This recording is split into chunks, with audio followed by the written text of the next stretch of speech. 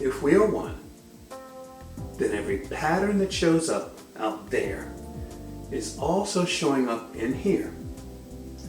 Every system, every structure, every hidden hand has a mirror inside of our own thoughts, our own beliefs, our own inner voices. In part 1 of this inner disclosure series, we named something that many of you already feel: the presence of an energetic fear farm. A system of media, entertainment, and cultural narratives that keeps our nervous system entrained to fear, outrage, and survival mode.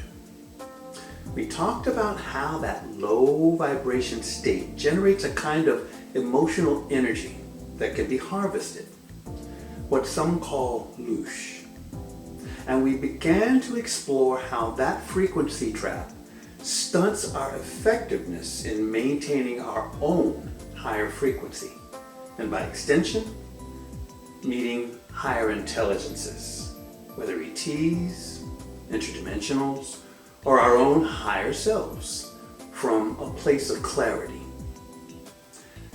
Today, we go one layer deeper. We're going to ask who and what benefits from this. Is this just a human-made system gone rogue? Or is there something older, more interdimensional, more architectural behind it?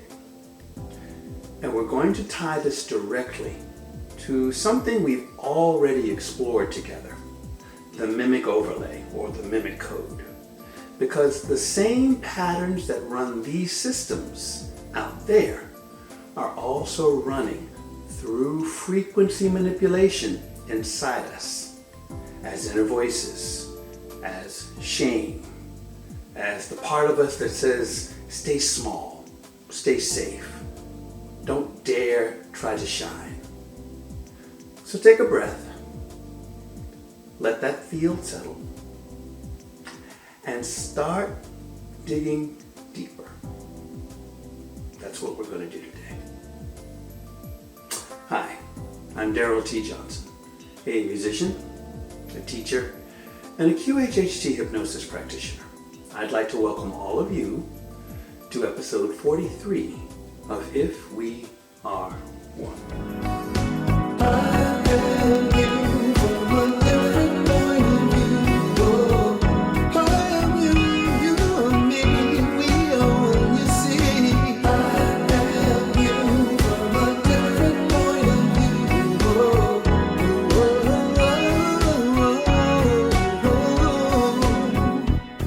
Hello, and welcome back to part 2 of this inner disclosure series. Let's start with an information mapping that's thousands of years old, yet strikingly relevant today. The Gnostic idea of the Archons. In Gnostic cosmology, the Archons are rulers, powers that govern the material realm. They are created by or serve what the Gnostics call the demiurge, a false creator god, a kind of counterfeit authority that convinces souls that matter is all that exists, that separation is real, and that they are fundamentally alone. In that sense, the Archons are not merely external entities in a mythic hierarchy, but a symbolic expression of the forces that shape perception itself. They represent the subtle ways consciousness can be redirected away from direct knowing of divine origin and into confusion, fragmentation, and dependency on appearances. Rather than simply blocking the souls outright, they work by obscuring remembrance, making the false seem normal, the temporary seem permanent, and the conditioned self seem like the whole truth. This is why the Gnostic view is so provocative. It suggests that the real battlefield is not physical space, but consciousness. The archontic influence is felt everywhere fear overrides clarity, where reactive identification replaces inner awareness, and where the individual forgets their deeper origin.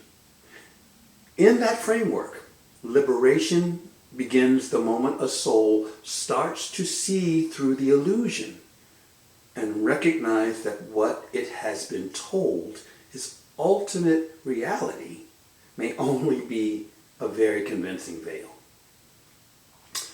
The Archon's job in this map is to maintain that illusion, to keep souls entrapped in the physical world through fear, ignorance, and identification with the body and material circumstances, to influence thoughts, emotions, and behaviors in ways that keep humans aligned with separation and control.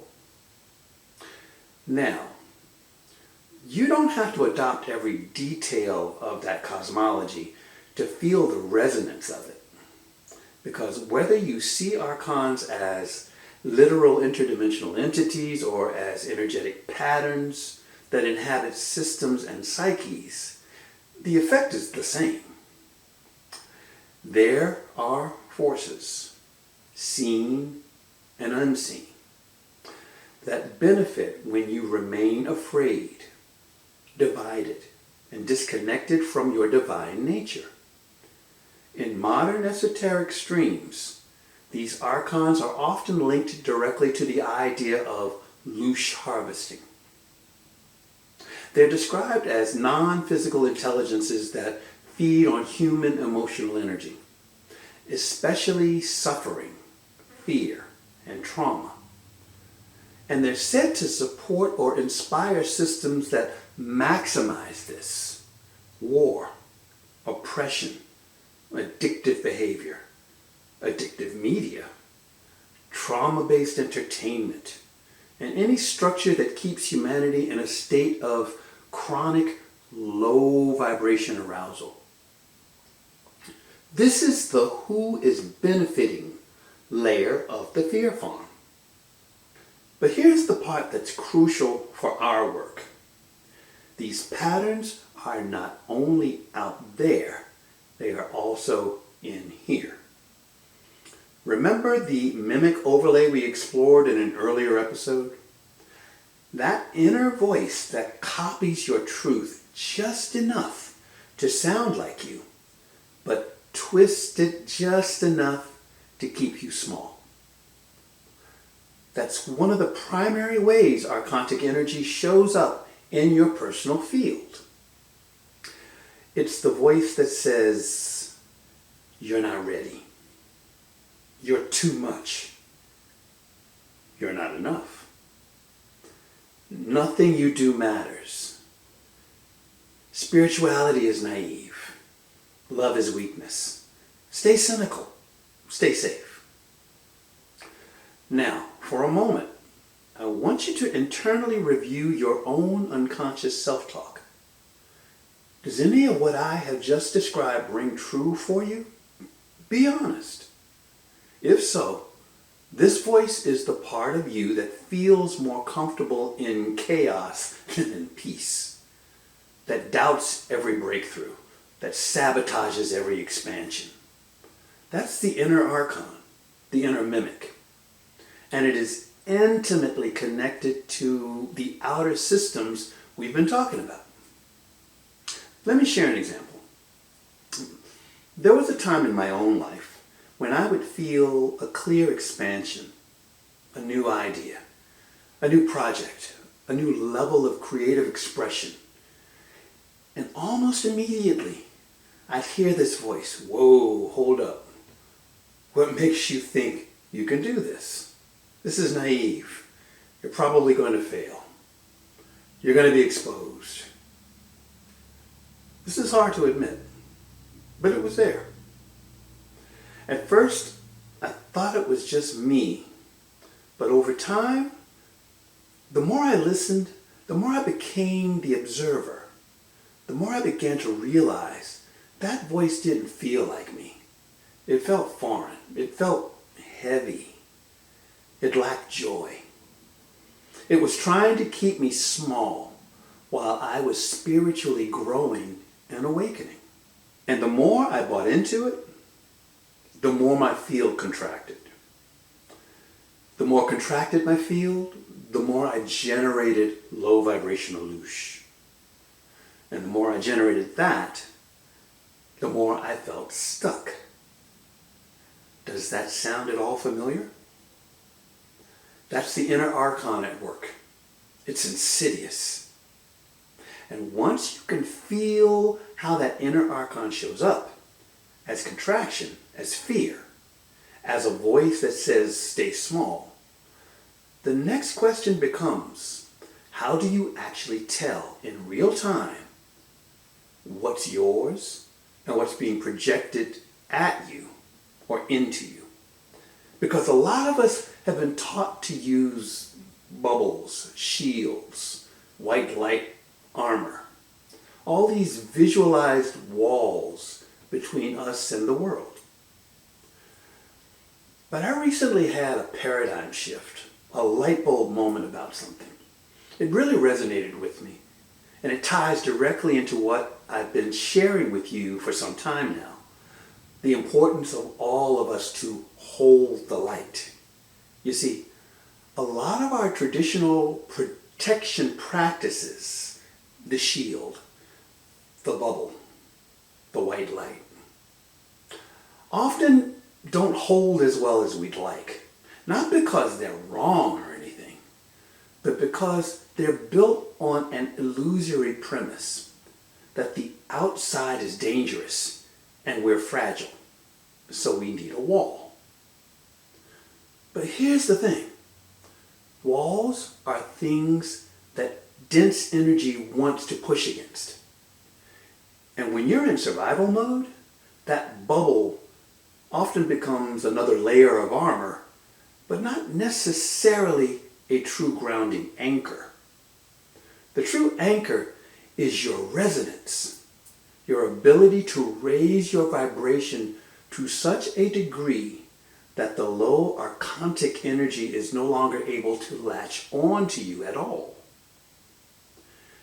Before you go about your day, before you step into any dense or crowded field, you pause.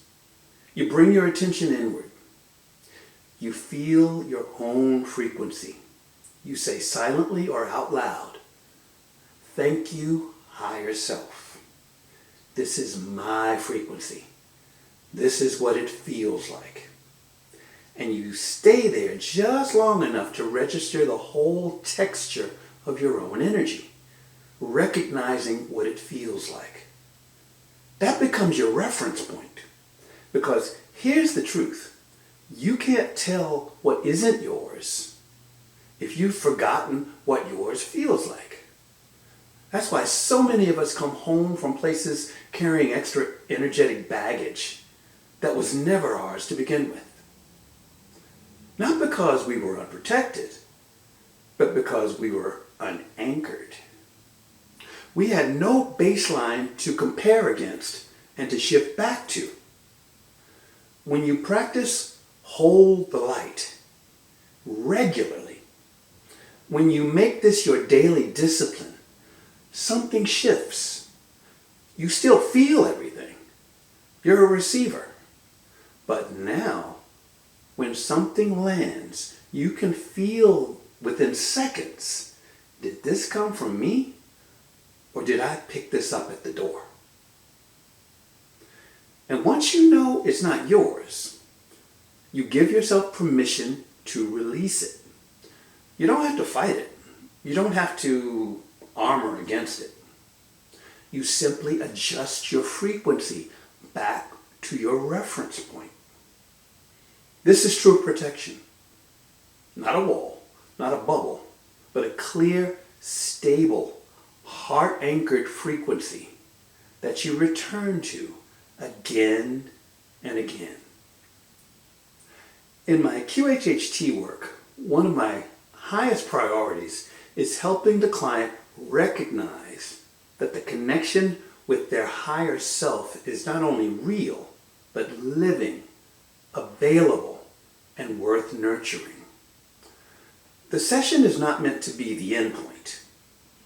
It is a doorway into a more conscious and consistent relationship with that wiser aspect of self.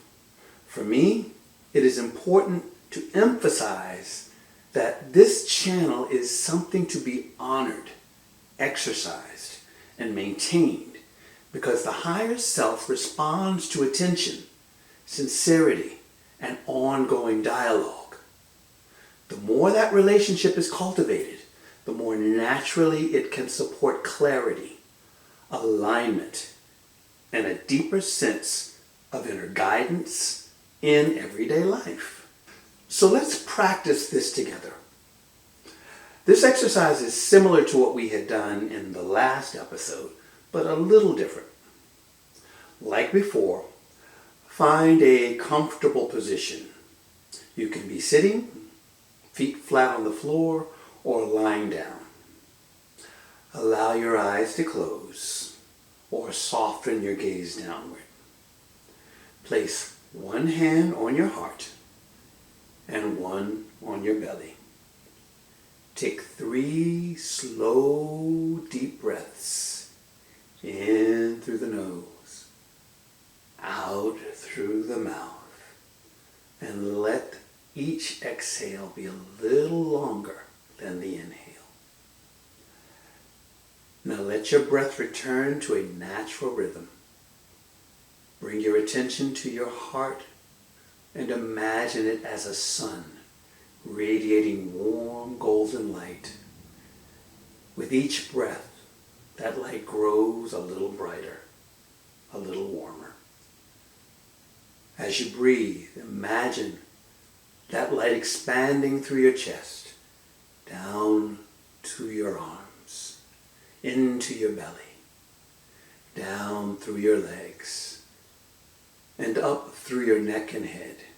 Your entire body is filled with this warm golden light. Now silently or out loud, say to yourself, "Thank you, higher self. This is mine. This is what mine feels like." Feel into that. What does your frequency feel like right now when you're anchored in your heart? Maybe it's warmth. Maybe it's spaciousness. Maybe it's a certain rhythm, a certain texture.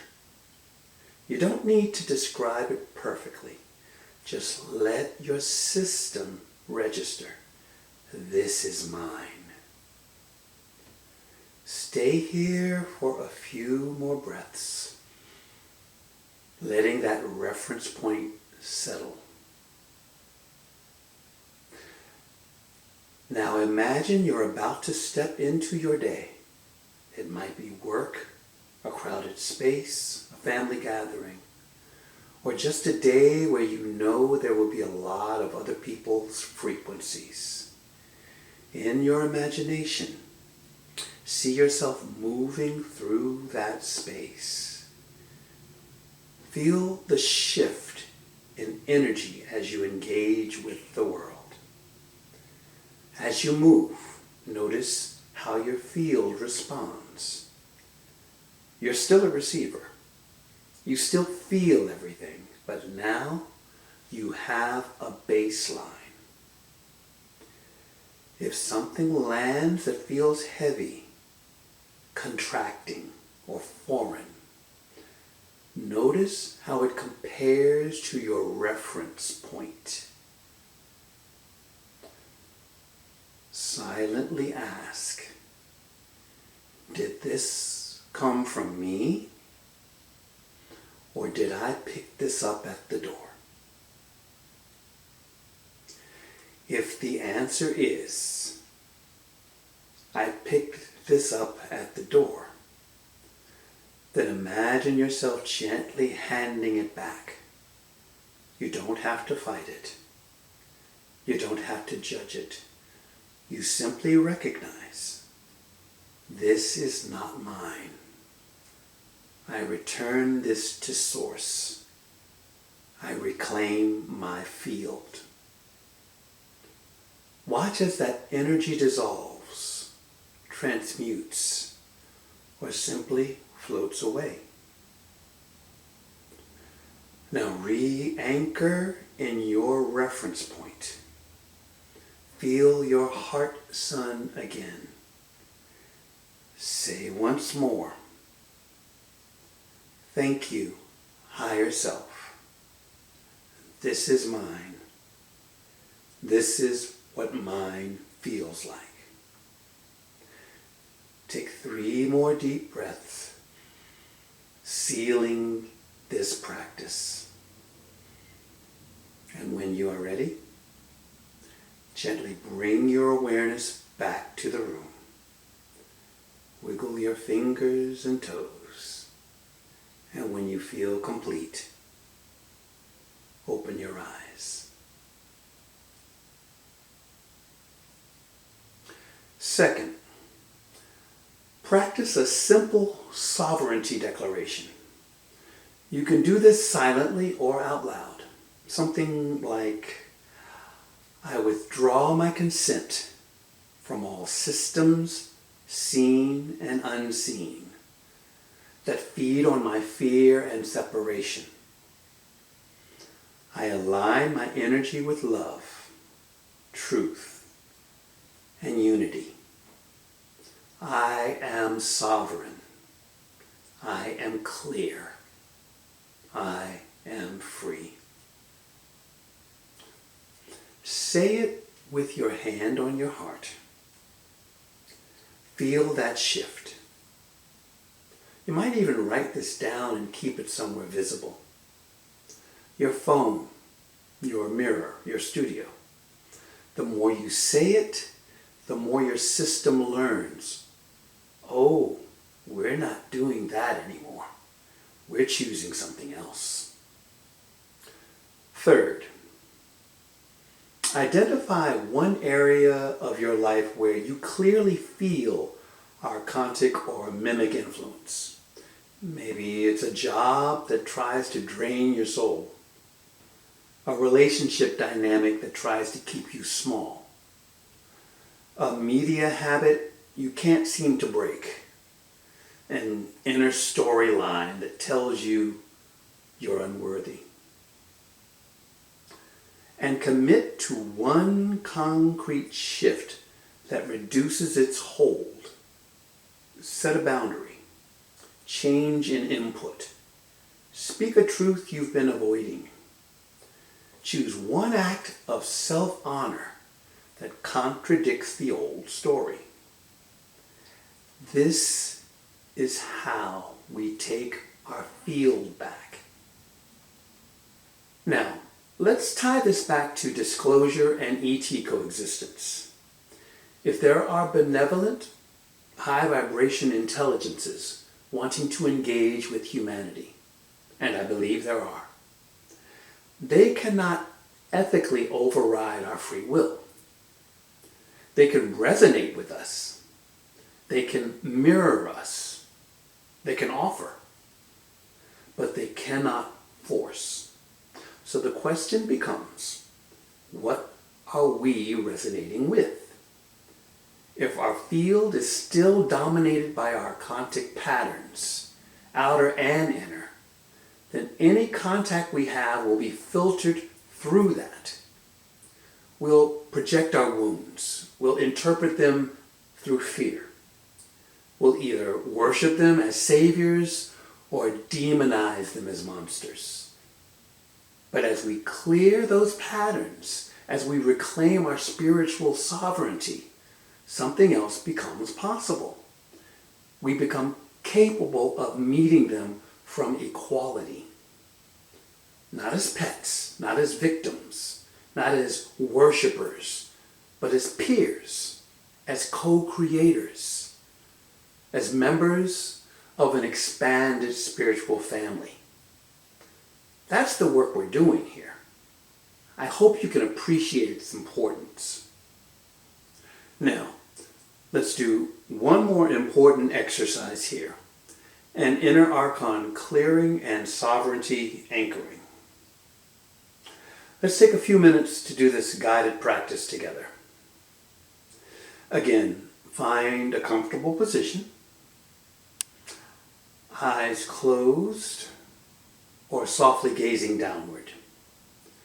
Place one hand on your heart and one on your belly. Take 3 slow, deep breaths in through the nose and out through the mouth. Let each exhale be a little longer than the inhale. Now bring your attention to your heart. Again, imagine it as a sun, radiating warm golden light. With each breath, that light grows brighter, warmer. As you breathe, imagine that light expanding through your chest, down through your arms, into your belly, down through your legs, and up through your neck and head. Your entire body is filled with this warm golden light. Now bring to mind the inner Archon, the mimic, as you might understand it. It might show up as a voice, an image, a feeling in your body. Or it might just feel like a dark, dense pressure or presence somewhere in your field. Whatever it is, acknowledge it. Don't fight it. Don't judge it. Just see it. Now, imagine your heart sunlight intensifying, becoming a brilliant white gold. As it does, silently or out loud say, I see you, but you do not run my show anymore. I withdraw my consent from all archontic patterns within me. I align with love, truth, and unity. Feel that intention sealing your field. Now imagine that white gold light penetrating every corner where that mimic has been active. Every belief, every storyline, every contraction. Watch as those areas begin to dissolve, transmute, return to source. You might feel sensations in your body, tingling, warmth, release. Let it move. As the archontic patterns clear, imagine your true self, your higher self stepping forward. Feel what it's like to be in your own personal field without that weight. Take 3 more deep breaths, anchoring this new clarity. And when you're ready, gently bring your awareness back to the room. Wiggle your fingers and toes. And when you feel complete, open your eyes. As you move through the next few days, I invite you to practice this discernment daily. Notice archontic signatures in systems, in media, in voices. Practice your sovereignty declaration at least once a day. Make one concrete shift in an area where you feel the mimic's grip. And if you feel called, share your experiences with me. Tell me, where did you notice the Archon mimic showing up? What shift did you make? How did it feel to withdraw your consent? Your stories are medicine for you and for the field. In part 3, we'll bring all of this together. We'll talk about how to move from resistance to creation, how to become light fields instead of just escaping fear farms, and how to prepare our frequency for the kind of contact that actually serves our highest path. Until then, remember, you are not broken. You are not owned. You are waking up. And every time you choose truth over fear, you weaken the entire architecture of control. So if we are one, then your sovereignty is a gift to the whole. Your clarity is a key for all of us. And your light is a door. Not just for you, but for the entire field. We'll be talking more about these and other topics in future installments. And if there's anything that you would like for me to discuss, or any questions you may have about anything that I've shared, please feel free to mention it by leaving a question or a comment in the comments section. As always, if you have found any of this information at all helpful or enlightening, please like, subscribe, and share with others.